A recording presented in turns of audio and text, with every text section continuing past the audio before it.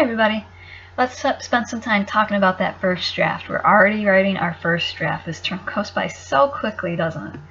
Alright, so let's take a look at what we're looking for in terms of our first draft requirements in MindEdge. Now, big important thing, it's a double submission, it's a dual submission, so make sure that you submit your prompt responses here in MindEdge, then download them into a Word document, reformat them, make sure your paragraphs are indented, make sure it's double spaced, save it, and then upload it into the area in Brightspace, which I'll show you in just a minute.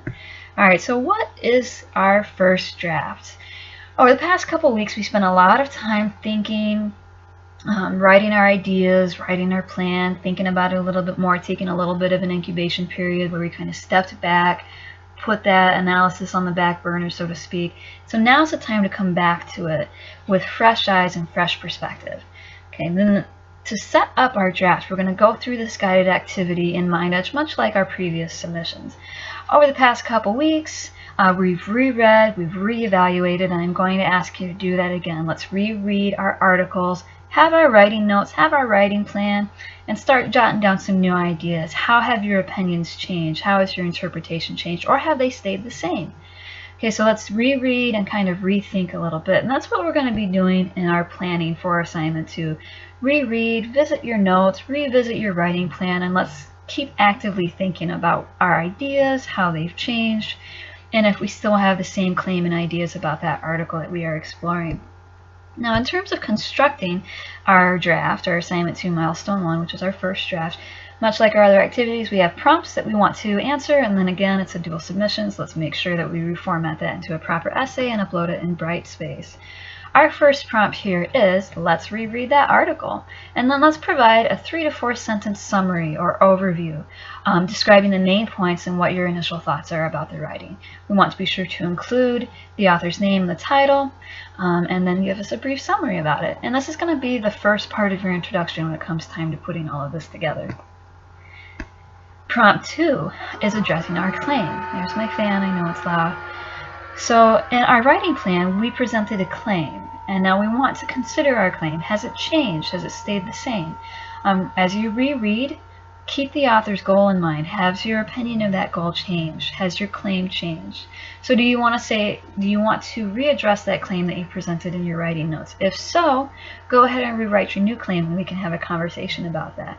But if you're happy with what your claim was previously, it stayed the same, you still want to make that same claim, go ahead and just retype it in here. And that's step 2. Step 3. Previously we listed 3, somebody listed 4 key points that the author used to support his or her goal in that essay. I want you to rewrite that first supporting point in the text box, and there you go. After we write that first key point, let's make sure that we list one way in which the reading supports this. So if we say that Amy Tan uses beautiful language to connect with her audience, we want to say, for example, in this passage. Okay, so we want to have a key point and then list at least one way in which your reading supports that point. Step 4 is a continuation of step 3. We want to look for specific evidence to support that key point. So Amy Tan uses beautiful language. This is a good example. Here's maybe a direct quote or a summary of that section. So we want to find that evidence that we can use to support that key point that we just made. Okay, so step 3 and step 4 kind of work closely together. Now step 5, we want to write 1 to 2 sentences to explain how this piece of evidence supports the author's goal. Alright, we can't just say, drop in a direct quotation. We need to talk about it, okay? So we have our evidence, and let's spend 1 or 2 sentences talking about it. And then let's also explore the reaction to the author's key point. For example, do you agree or disagree with this key point and its evidence? Do you think the author met their goal with the evidence that you're using? So in my example, I think Amy Tan used beautiful language. This is the beautiful language that she used. This is my reaction. This specific quote, for example, really uses exceptional, fluent, wonderful, beautiful language to connect with their audience. Okay, so essentially we're going to have our key point, we're going to have our piece of evidence, and then we're going to talk about that piece of evidence. We really want to kind of elaborate on our initial reaction. Step 6 is going to be our second key point. Step 7 is going to be evidence to support that second key point. Step 8 is going to be our reaction. Do you notice a pattern here? Alright, step 9 will be our third key point. And then step 10 will be the evidence that we use to support that key point. And step 11 will be our reaction or interpretation. So again, we've got the goal. And we're going to have 3 key pieces of evidence to support it. And then we're going to have examples, connecting that evidence to the goal, and talking about it.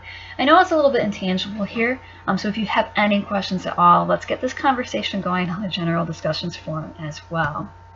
Then step 12 is essentially going to be our conclusion. Rephrase your claim as stated in question 2. Do not copy and paste your claim. Let's find another way of saying it. Let's paraphrase our claim from question 2 into question 12. Question 13 is going to be 3 to 4 sentences that summarize your overall reaction to the author's key supporting points. Were they effective, etc. And then step 14 is going to be at least 2 new insights about your claim that you've established through your analysis. I know it's a lot of steps, and I know that it can feel intimidating, but if we take a step away from this, you can kind of see how these Mind Edge prompts are crafting paragraphs. Each key point is ultimately going to be a paragraph. You're going to have your key point that supports the claim, you're going to have your piece of evidence, and then you're going to explain that evidence and your reaction to it, and so on for all 3 key points. The first 2 questions in this activity will end up being your introduction, and the last 3 will be your conclusion. So you can kind of see how this essay is coming together through these prompts. Alright, and then again, this is going to be a dual submission, so you want to make sure that you submit all of your answers and then download the Word document, open it up into Mind Edge.